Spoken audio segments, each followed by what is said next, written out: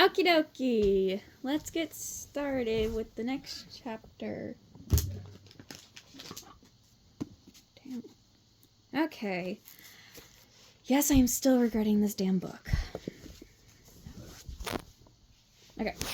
Chapter 4. Outside the headmistress's office, the 5 musicians found Cassie, propped like a silver statue against the rainbow-grain star marble wall. That was fast, said Cassie, springing towards them. We didn't want to miss anything, Leona said. So, are they still in there? Cassie nodded, then all of a sudden, she craned her neck to peer around Leona's back. What was that? What? Leona spun around. Did the others come with you? No, the bandmates shook their heads. Did you text them also? Asked Sage. Cassie adjusted her star-shaped glasses. That's what I'm missing. I was like, why is everything blurry? One sec. I refuse to wear my glasses unless absolutely necessary. Okay. Cassie adjusted her star-shaped glasses. No, I only texted you, but I thought I saw someone. She shrugged. I'm just nervous, I guess. Well, I'm excited, said Leona. I wonder who it is, and if she'll be my new roommate, too. Do you have any idea of who it might be? Oh, UPS truck, damn. That was blinding. Well, wait. No, Cassie shook her head. Lady Cordial was in the way, so I couldn't see anything. Leona thought about who she wouldn't want it to be. You don't think it's Vivica, she said as the image of the lead singer of Starling Academy's other Starling band came to her mind. There weren't many Starlings at school who Leona actively tried to avoid.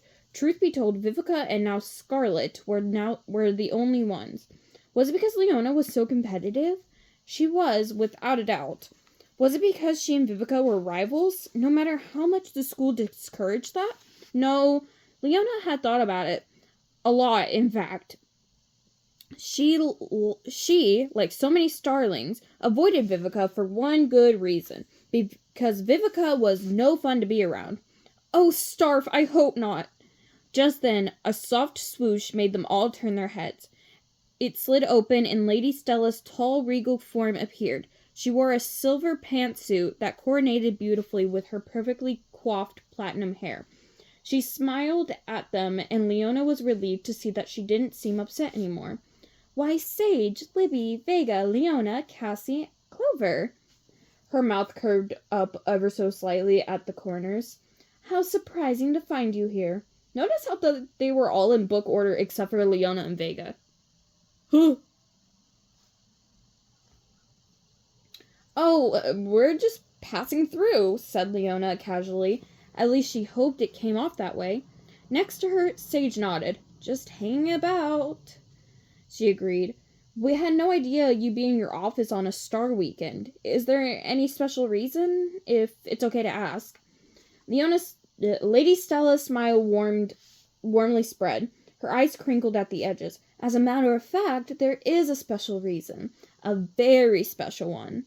Leona and the others waited for her to go on, but instead, Lady Stella turned away. They followed her gaze down the hall, where, to their surprise, they saw all 5 other Star Darlings riding the cosmic transporter toward them anxiously.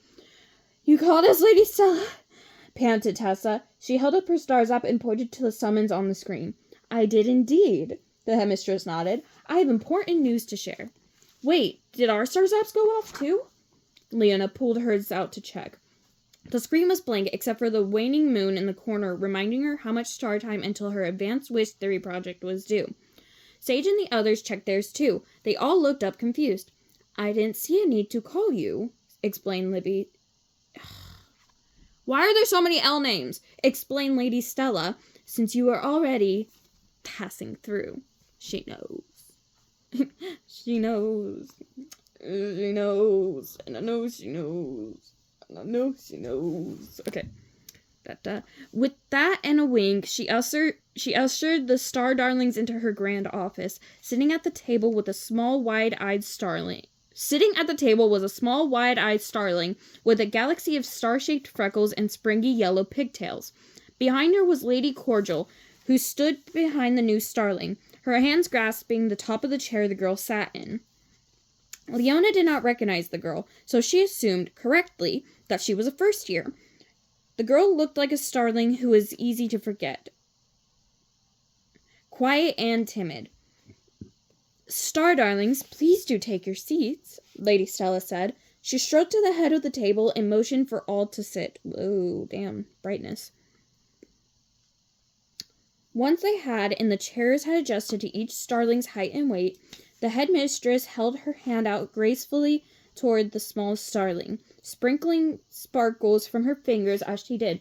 It is my great pleasure to introduce Ophelia, your true 12th star darling, to the group." A flurry of gasps and glances swept around the table. Leona's mouth fell ajar. "Her?" blurted Gemma. "Shh!" Tessa hissed and rolled her eyes. "Lady Cordial," said the headmistress, "perhaps you could explain to them."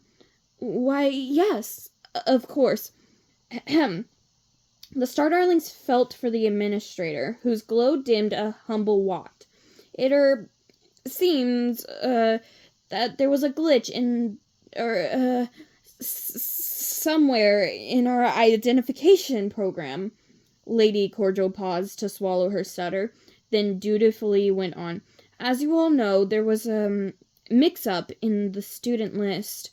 The good news," she forced a smile, or at least it looked like a smile that was forced, "it's that I corrected all the data and was able to get the right name." Lady Cordial moved her hands from the back of Ophelia's chair to Ophelia's shoulders, causing the starling to jump in her seat. "Allow me to introduce your new and true star darling, Ophelia. Ophelia, your star darlings team." Tessa led a round of welcomes while their brand new member looked from one girl to the next. "Star greetings," she mumbled back so softly that Leona had to guess that was what she had said. Lady Stella turned her gaze on her. "Lady Cordial has been making arrangements for Ophelia to be your new roommate, in Scarlet's place." Ah! Anyways, sorry, I have huge feelings about this. Oh my god. Damn, long chapter. Yeah, long chapter. Okay, anyway. "Really?" Leona's eyes shifted to Ophelia, who raised her hand in a timid wave. "Great!" She wasn't exactly the roommate Leona had hoped for, but at least she looked sweet and quiet, which was more than she could say for Scarlet. Anyway, actually, she looked like she would be the anti-Scarlet. "Still no sign of Scarlet?" Lady Stella asked. The star darlings shook their heads. "Well, in any event, our wish watcher is watching a star darling wish orb at this very moment, which she feels quite sure will be ready to grant soon. And," she added, "speaking of wish orbs, that brings me to the second reason I called you all here to my office." She let her eyes orbit the table until they met Libby's rosy ones. Leona watched Libby's cheeks flush excitedly. "Well, it's about time," Leona's roommate Gemma declared. "Gemma, honestly," Gemma's sister Tessa groaned. Can you just keep that big orange mouth of yours closed and say nothing for once?"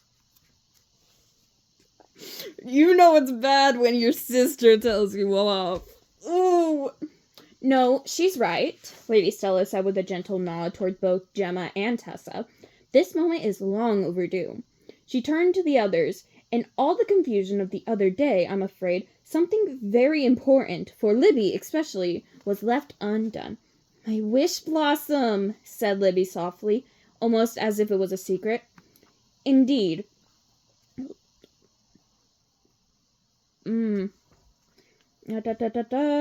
Lady Stella bowed deeply, then gracefully straightened, turned to her desk, and with a tilt of her head, slid open a drawer. Leona could see the light of the wish orb pour out of the drawer the moment it had opened, before the orb even came into view. "Hi, Nalamoon." Carefully, Lady Stella lifted the sparkling orb with both hands and let it rest in her cupped palms, like an egg inside a nest. A shadow appeared on the wall behind her, so much light did the orb emit. Its glow lit the headmistress's face like a spotlight, especially her regal cheekbones and her long, slightly upturned nose. Whoa, what is going on with my finger? "Rise, Libby, and approach." Lady Stella said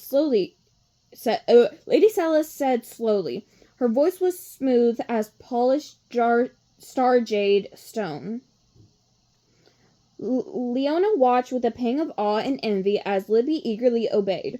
She couldn't help noticing the newest star darling, Ophelia, also sitting there gaping at the scene. Her mouth had fallen open and was growing wider steadily.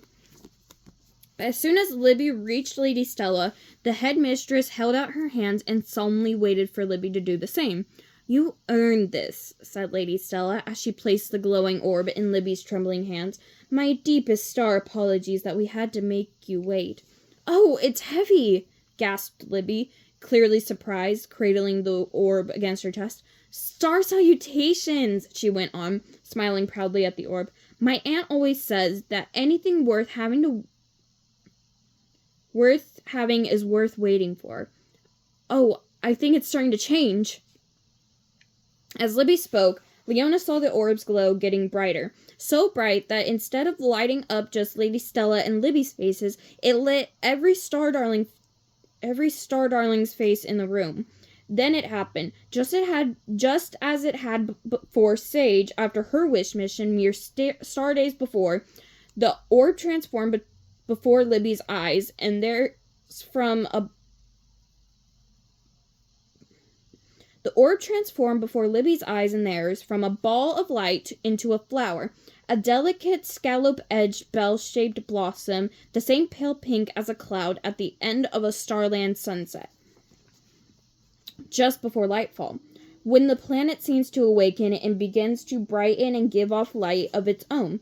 "It's a blush bell, my favorite," cooed Libby, leaning in for a deep, blissful sniff. As she did, stardust drifted out from the flower's feathery center, adding extra sparkle to Libby's face. "Oh, that tickles!" She rubbed her nose and brushed the loose stardust off her cheeks and chin. "Ma'am, Nala, get your head out of the window." "It's so beautiful, isn't it?" Libby went on. "Indeed, very beautiful," Lady Stella agreed, staring at the flower in Libby's hands. Normally that would have been the end of the wish-granting process. Libby would have a wish blossom to call her own forevermore. But Leona could tell from the way the headmistress seemed to be holding her breath as she gazed into the center of the blush bell that she was looking for something else. "Look inside," Sage called out. "Do you see anything, Libby? Does it have a stone like mine did?" Libby peered into the long cup formed by the petals. "I don't think so." She shook her head. "I just see more stardust." Then, as if to answer, the pearly pink petals opened wider. Pearly pink petals.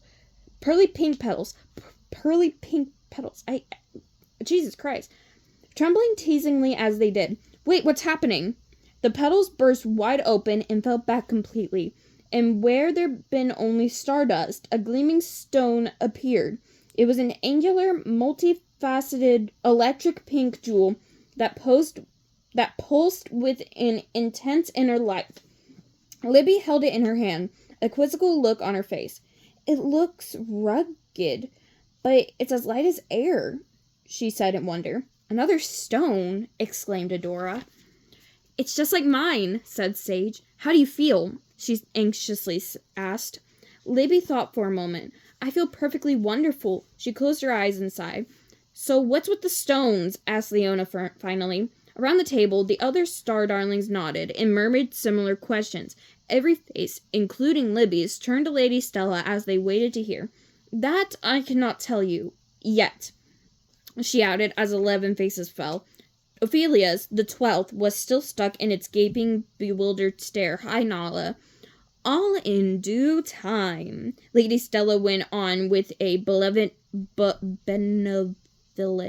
smile and a sweep of her hands. "But that's what you said the last time," said Leona. A few star darlings turned to her, surprised. "What?" Leona said. "I mean, that was then and this is now, right? I'm just wondering how long due time takes." With an almost sad smile, Leona thought Lady Stella reached for the bright stone and plucked it effortlessly from the wish blossom's heart. "Due time," she said slowly. "In due time, I fear, Leona." and it is in due time that you will know. Until then, she held out the stone for Libby to take, and took the wish blossom from Libby in exchange. Libby, you performed your mission admirably.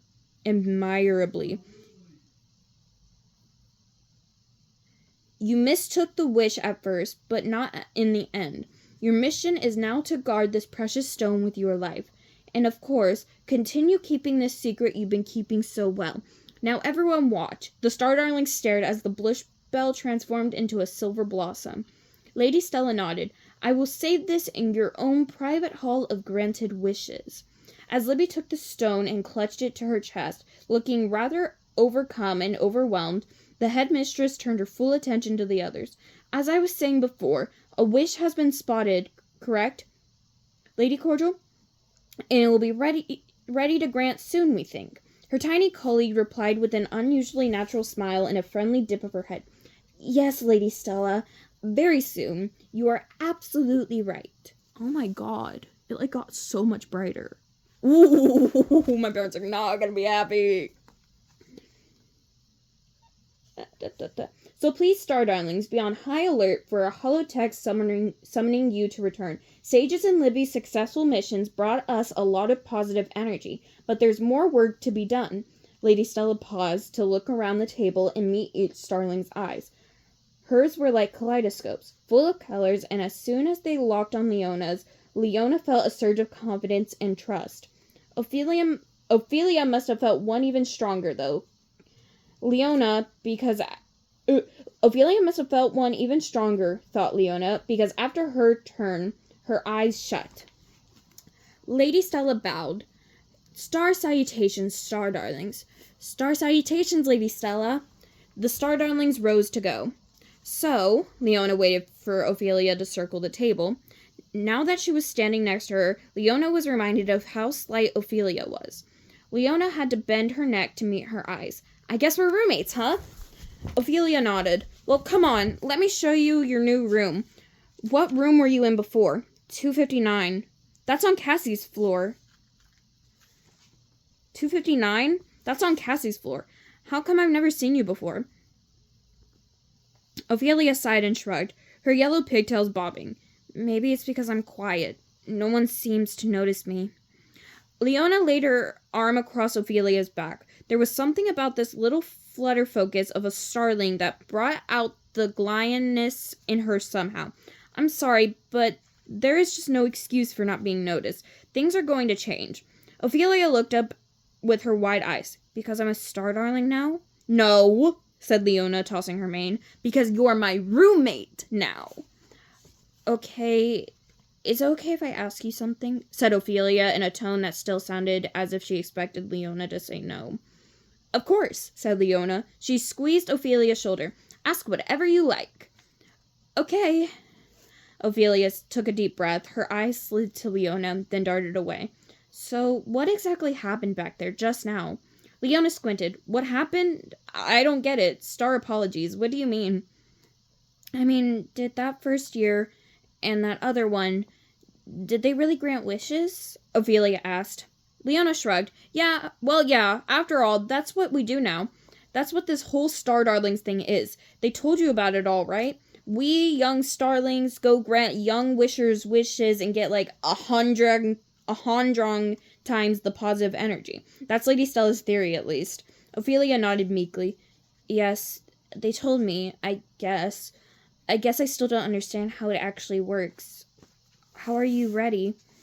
You mean, how are we ready? How are we ready? Ophelia looked down, wringing her hands. How do you know how to grant wishes when you haven't even graduated yet? I don't know, Leona shrugged again, this time more loosely. Don't worry about it, we just are. I mean, obviously, right? I could go grant a wish today if an orb chose me. I can't wait for my turn to come. She smiled at Ophelia, but could see her enthusiasm wasn't shared. And you know we do get extra lessons, she went on. You know about that, don't you? You know about that, don't you? Our special class, last period, each day. Special class? Ophelia looked up slowly, seeming slightly less anxious at last. It's a secret, too, of course, Leona added. You can't actually tell anyone what it's for or anything about the things we learn, which is why you might get comments from some starlings, like Vivica. Leona growled, the name bitterly through clenched teeth. I'm just saying, she went on, that officially, she made quotation marks with one hand, as far as most starlings know, it's a study group we go to. Oh, that's no problem for me, Ophelia said matter-of-factly. I don't mind. Leona looked at her. The little starling appeared to be serious. Well, that makes one of us, at least. Now, come on. She steered the freckled starling towards the exit. Let's go get you moved into our dorm room. Our stuff's going to go together starmendously. I can tell. Hey, have you ever considered a makeover? By any star chance? I bet I could really do something with that hair. Chapter 5. Okay. Thank you. I will see you guys next video.